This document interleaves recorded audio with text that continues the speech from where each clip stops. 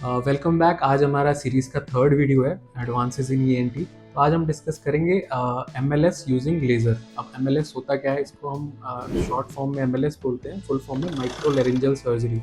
मतलब कि जो हमारे लैरिंग्स है, बोलने की तारें हैं, उसके ऊपर कोई पॉलिप, कोई गांठ, कोई ऐसा ट्यूमर ग्रो कर गया जिसे हमें निकालना है दूरबीन के रास्ते। मतलब बिना कोई चीरा दिए हम मुंह के रास्ते जाते हैं, उसको विजुलाइज करते हैं और उसको कट करते हैं।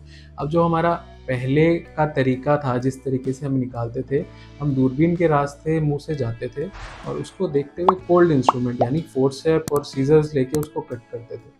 तो इसमें हार्म क्या रहता था, सबसे पहले प्रिसीजन नहीं आ पाता है। जो हम टिश्यू को होल्ड करते हैं वो यूजुअली क्या है, ब्रेक हो जाता है पकड़ते ही वो, क्योंकि बहुत सॉफ्ट टिश्यू होता है। तो उसको पूरे तरीके से मतलब 100% क्लियरेंस नहीं हो पाती है, तो उसके दोबारा होने के चांसेस अच्छे खासे रहते हैं। अब जो इसमें एडवांसेस आई हैं वो है लेज़र। लेज़र भी दो टाइप की आती हैं, एक डायोड लेज़र है हमारे पास और एक सीओ। सबसे पहले डायोड लेज़र के बारे में बात करते हैं। तो इसमें एक प्रोब आता है जिसको हम दूरबीन के रास्ते जो हमारा टिश्यू है, जो हमें कट करना है, जो हमारा गांठ बनी हुई है या पॉलिप बना हुआ है, उसके बेस से हम कट करते हैं। तो उससे फ़ायदा ये होता है कि जो बेस है उसका, उसको बर्न कर देता है, तो किसी भी टाइप की ब्लीडिंग होने के चांस नहीं रहते हैं। और जो उसके बेस पे कुछ सेल अगर बच गए हैं उस ट्यूमर के या उसके पॉलिप के, तो वो भी बर्न हो जाते हैं, तो दोबारा होने के चांसेस बिल्कुल नहीं रहते। अब डायोड लेज़र और CO2 लेज़र, इनमें क्या डिफरेंस है?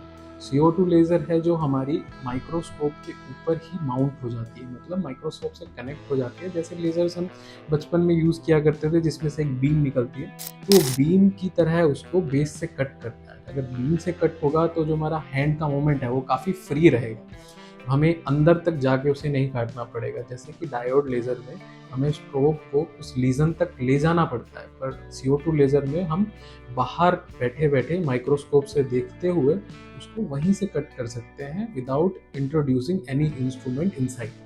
तो ये हमारा डिफरेंस रहेगा। बाकी फ़ायदे दोनों में सिमिलर ही रहते हैं कि रिकरेंस के चांसेस बहुत कम हैं। पोस्ट ऑपरेटिव पीरियड में आवाज़ दोनों में ही काफ़ी अच्छी रहती है जब हम लेज़र का यूज़ करते हैं।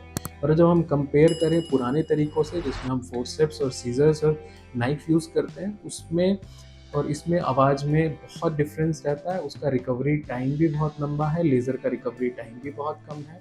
फिर से मैं वही डिस्कस करूँगा कि 6 घंटे के अंदर या 8 घंटे के अंदर इस केस में हम पेशेंट को डिस्चार्ज कर सकते हैं।